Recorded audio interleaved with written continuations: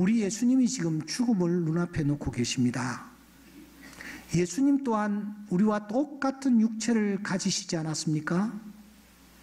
그 예수님이 죽음을 코앞에 놓고 도대체 뭘 원하셨을까요? 그렇습니다. 우리 주님도 그때 그 마지막 순간에 사랑하는 사람과 마주 앉아 식사를 하며 함께 대화를 나누기를 주님은 원하셨습니다. 그래서 우리 주님은 바로 그날 밤에, 마지막 그날 밤에 사랑하는 제자들과 함께 마지막 식사를 하시는 것입니다. 최후의 만찬입니다. 그리고 그 제자들과 함께 얘기를 주고받는 것입니다. 그 얘기가 요한복음 13장부터 16장까지 길게 이어지고 있습니다. 죽음 직전에 누구에게나 찾아오는 고독감과 공허감을 사람들과의 대화를 통해서 극복해 보려고 하시는 것입니다. 하지만 사람과의 대화를 통해서 그에게 찾아온 이 고독감과 공허감을 극복할 수 있었을까요? 바로 이것이 우리가 요한복음 17장을 주목하는 이유입니다. 17장은 이렇게 시작됩니다. 예수께서 이 말씀을 하시고 눈을 들어 하늘을 우러러, 이 말을 조금 쉽게 풀이한다면 예수님께서 이 대화를 제자들과 나누시고 눈을 들어 하늘을 우러러 그날 밤 제자들을 향하여 제자들과 함께 주고받던 대화들을 주님께서는 마무리하시고 주님은 이제 시선을 하늘로 향하고 있습니다. 사람들과의 대화를 멈추신 주님은 하나님과 대화를 시작하십니다. 그래서 요한복음 17장을 대제사장의 기도라고 부르는 것입니다. 성경을 깊이 연구한 학자들은 이구동성으로 이 17장에 나타난 사상의 엄숙함과 숭고함, 그리고 간결한 표현력, 의미의 포괄성에 대해 감탄을 바라고 있습니다. 종교개혁자 중에 한 사람인 멜랑클토는 자신이 숨을 거두기 전 마지막 성도들에게 설교했을 때에 설교 본문을 요한복음 17장을 잡았습니다. 그리고 그는 이렇게 설교를 시작했습니다. 아들이 하나님께 바친 이 기도야말로 하늘에서나 땅에서나 우리가 들어온 것 중에 가장 숭고하고 가장 거룩하며 가장 결실이 풍부하고 가장 탁월한 기도이다. 스코틀랜드의 종교개혁자 존 낙스는 병상에서 임종을 맞이했습니다. 병상에 이렇게 누워서 그는 유언을 남깁니다. 나에게 계속 요한복음 17장을 읽어달라고, 큰 소리로 읽어달라고. 내가 의식하든 의식하지 못하든 나는 이 요한복음 17장을 귀에 담고 하나님 앞에 서고 싶다고 유언을 남깁니다. 그러면서 그는 말하기를 이 17장은 의심할 여지 없이 세상에서 가장 탁월한 책 중에 가장 탁월한 부분이다. 물론 성경은 아주 많은 놀라운 내용들을 담고 있다. 하지만 이 17장보다 더 놀라운 내용은 없으며 이 17장만큼 그렇게 놀라운 부분도 없다라고 극찬을 하고 있습니다. 저 또한 언젠가 이 세상을 떠나게 될 것입니다. 제가 어떤 모습으로 이 세상을 떠나게 될지 알 수 없습니다. 하지만 만약 제가 병상에 누워서 임종을 하게 된다면 그때 내 곁에 있는 분이 누구일지는 모릅니다. 하지만 오늘 제 설교를 듣고 있는 분 중에 누군가가 그때 저 곁에서 저의 임종을 지켜보고 있다면 이 요한복음 17장을 큰 소리로 읽어 주었으면 좋겠습니다. 저 또한 이 17장을 들으면서 이 17장 속에 담겨져 있는 주의 음성을 마음에 새김질하면서 하나님의 부름을 받았으면 참 좋겠습니다. 요한복음 17장이 이렇게 많은 사람들에게 주목을 받으며 사랑을 받는 이유가 무엇일까요? 세 가지 이유가 있기 때문입니다. 첫째는 이 17장이 드려진 때 때문입니다. 여러분, 이 기도가 언제 드려진 기도입니까? 6월절 시작되는 바로 그 밤입니다. 목요일입니다. 그날 그 밤은 예수님께서 자유롭게 무언가를 하실 수 있는 마지막 날이요, 마지막 시간들이었습니다. 그때 주님은 분초를 쪼개듯이 시간을 활용하십니다. 내가 이제 마지막, 오늘 이 밤에 내가 겟세마네 동산에 들어가 원수들에게 붙잡히면은 나는 내 마음대로 내 시간을 쓸 수가 없을 것이다. 내가 시간을 활용할 수 있는 이 마지막 이 시간에 내가 무엇을 할 것인가 라고 생각하신 주님은 하나님과 대화를 나누는 시간을 마지막으로 가지는 것입니다.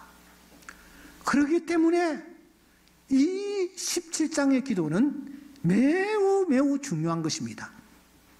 두 번째로는 이 기도 속에는 예수님의 중심이 녹아 있습니다. 예수님께서 이 땅에 오셔서 희노애락을 쉽게 이렇게 드러내지 않으셨습니다. 웃으셨다? 표현이 없습니다. 우셨다? 한 두세 번 정도 흔적이 나타납니다. 제자들 앞에서도 주님은 잘 드러내지 않으셨습니다. 자신의 감정을. 그러다가 마지막 세 제자에게 예수님께서 자기의 감정의 일단을 드러내시기는 했습니다. 하지만 오늘 이 17장의 내용은 주님의 그 중심이 그대로 적나라하게 드러나고 있습니다.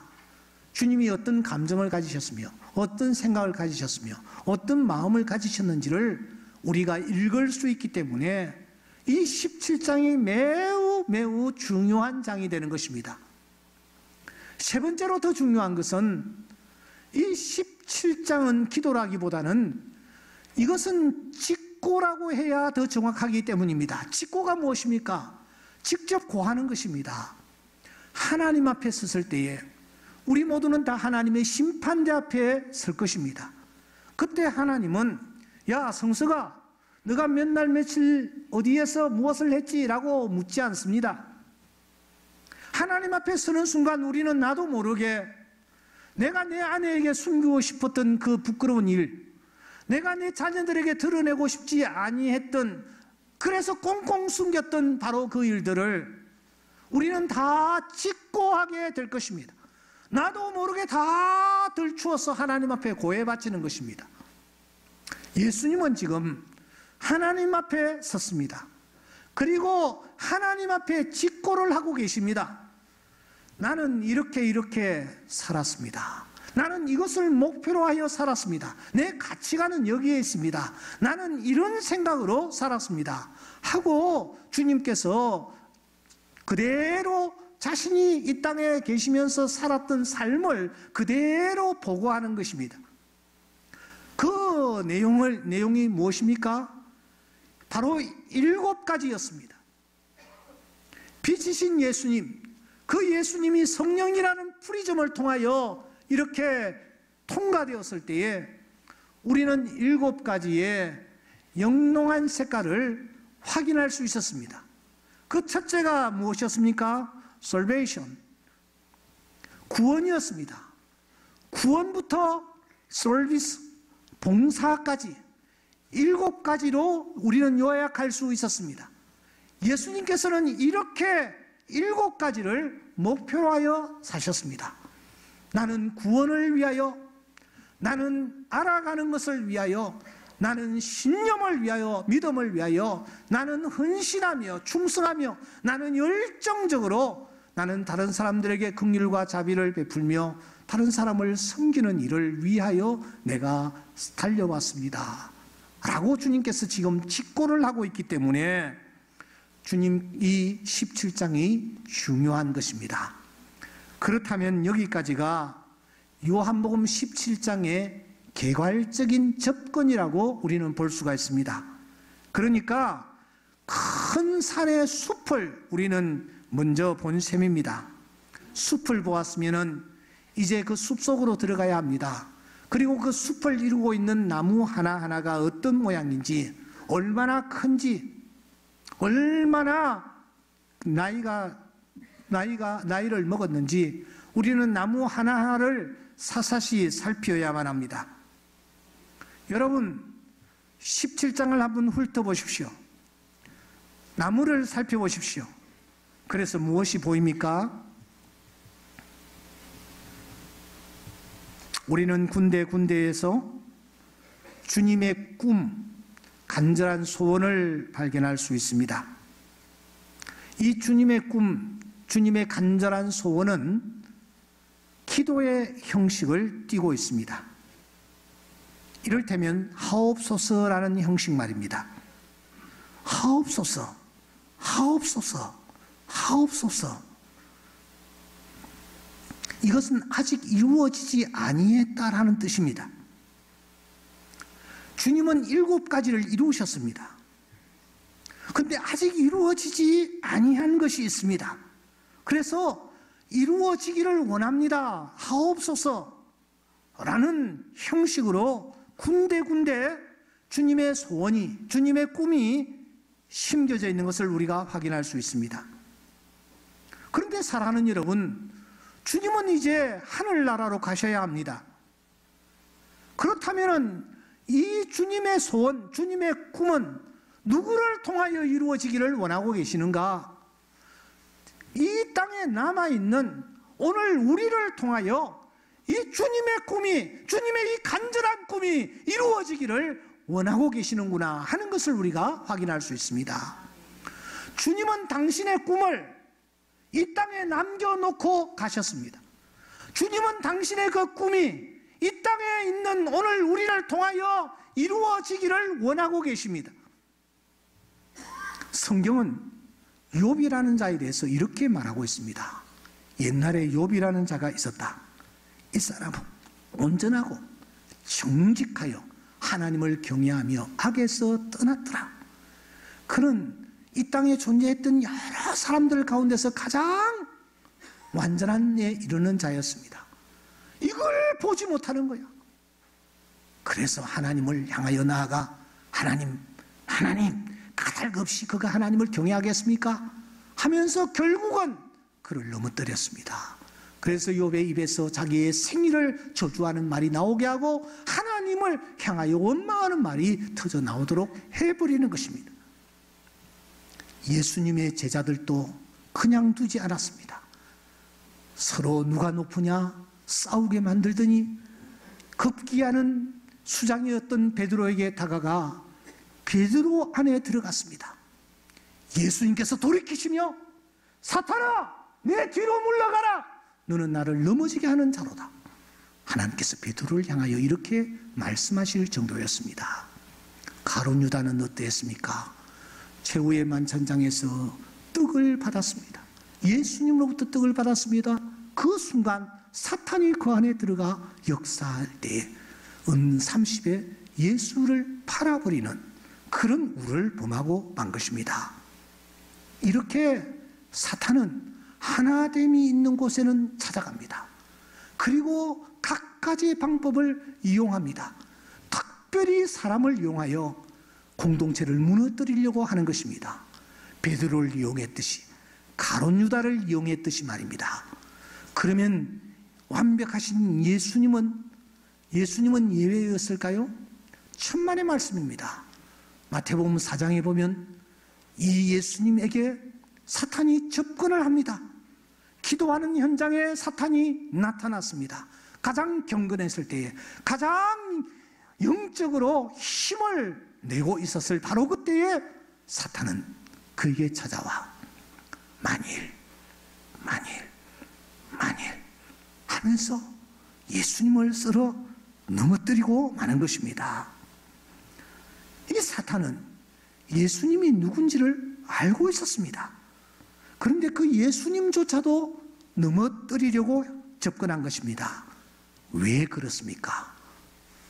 아담과 하와도, 욥도, 베드로도, 가룟유다도, 예수님도 세상에 있었기 때문입니다. 그들은 세상에 있사옵고, 그렇습니다. 모두 다 세상에 있을 때에는 사탄의 이 관역에서 벗어날 자가 없습니다. 세상은 사탄의 홈그라운드입니다. 자기 때가 얼마 남지 않은 줄 알고 있기 때문에 그는 할 수 있는 모든 방법들을 다 동원하여 믿는 자를 넘어뜨리려고 하는 것입니다. 이 사실을 베드로 사도는 이렇게 말합니다. 근신하라, 깨어라. 너희 대적마귀가 우는 사자같이 두루다니며 삼킬 자를 찾고 있다고요. 예외가 없습니다. 항상 위하는 채 하며 나타납니다. 거룩함을 위장합니다. 가장 경건한 채 합니다. 성경 또한 잘 인용하고 알고 있습니다. 시적절하게 이 성경을 활용합니다. 그럴듯하게 자비와 긍휼을 가장하기까지 합니다. 그리하여 하나님을 믿는 하나님의 자녀들과 공동체를 무너뜨리려고 하는 것입니다. 이 사탄의 머리를 상하게 하기 위하여 예수님께서 오셨습니다. 그리고 사탄의 머리를 짓밟으셨습니다. 사랑하는 성도 여러분, 6월절이 유대인들이 지키는 최대의 명절이었습니다. 지금 예수님은 그 6월절을 지키면서 하나가 되게 하옵소서라는 간절한 소원을 피력하고 계십니다. 공교롭게도 우리 또한 우리 민족 최고의 명절을 코앞에 두고 있습니다. 이 계절에 주님이 우리에게 소원하시는 소원이 있습니다. 그것은 저희로 모여 하나가 되게 하옵소서. 우리 안에 막힌 담이 있습니까? 부모와 자식 간에, 부부지간에, 형제지간에, 교인 간에 여러분 간극이 있습니까? 주님의 말씀을 떠올리면서 하나됨을 이루는 이 일에 우리가 모두 함께 힘을 모으는 은혜가 있기를 주의 이름으로 축원합니다. 그러기 위해서 우리가 해야 될 것 꼭 한 가지가 있습니다. 그것은 말을 조심하는 것입니다. 오랜만에 친지들이 만났습니다. 가족들이 만났습니다. 자녀들이 멀리서 왔습니다. 여러분, 너무 예민한 질문들 던지지 마시기 바랍니다. 그저 격려해 주십시오. 아직 결혼하지 아니한 그런 자녀들, 결혼 기억도 꺼내지 마시기 바랍니다. 네? 직장을 얻지 못해서 힘들어하는 요즘 젊은이들이 얼마나 많이 있습니까? 아예 그 근처도 가지 마시기 바랍니다.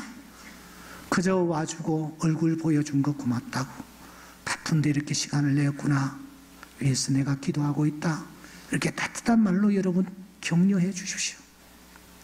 말 한마디, 그 한마디가 오랫동안 큰 상처가 될 수 있으며, 말 한마디, 그 한마디가 큰 격려가 될 수가 있습니다.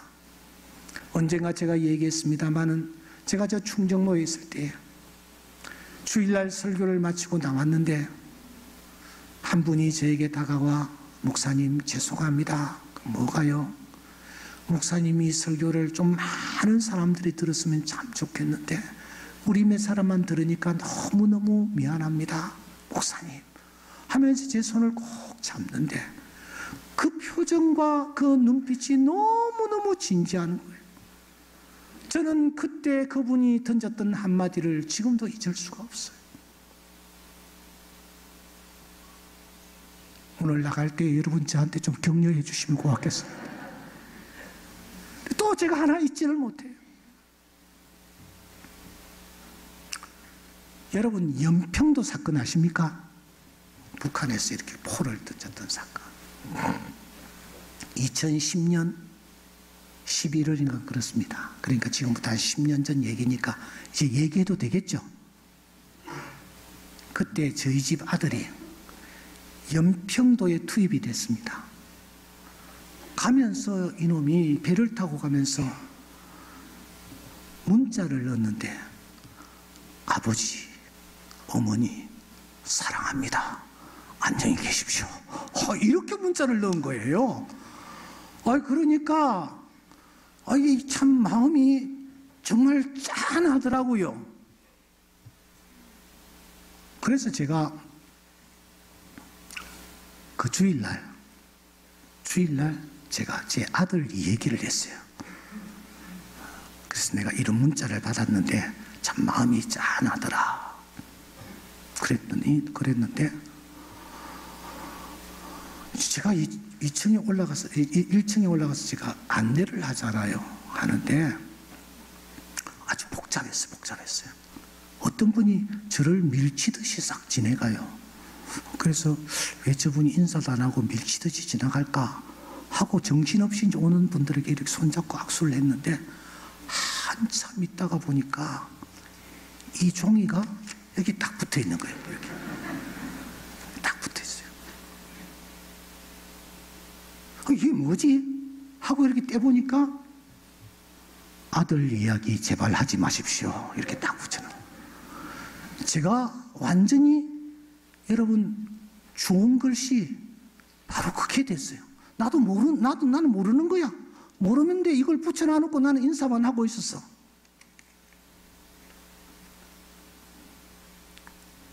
그때 제가 얼마나 마음에 상처를 입었는지 몰라요.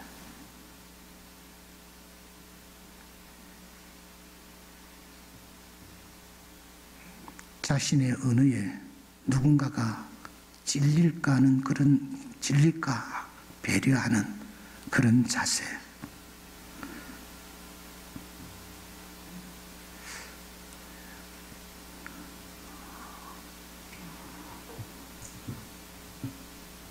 그래서 바울 사도는 너희들이 신앙생활 할 때에, 교회를 이룰 때에 이렇게 해라. 에베소서 4장 29절, 더러운 말은 입 밖에도 내지 말고 덕을 세우는 데 소용되는 대로 선한 말을 하여 듣는 자들에게 은혜를 끼치게 하라. 누추함과 어리석은 말이나 희롱의 말이 마땅치 아니하니 오히려 감사하는 말을 해라. 너희는 악독과 노함과 분냄과 떠드는 것과 비방하는 것을 모든 악의와 함께 버리고 서로 친절하게 하며 불쌍히 여기며 용서하기를 하나님이 그리스도 안에서 너희를 용서하심과 같이 하라. 너희 말을 항상 은혜 가운데 소금으로 맛을 냄과 같이 하라. 그리하면 각 사람에게 마땅히 대답할 것을 알리라. 하나됨을 파괴하는 가장 큰 것이 말인 것 같아.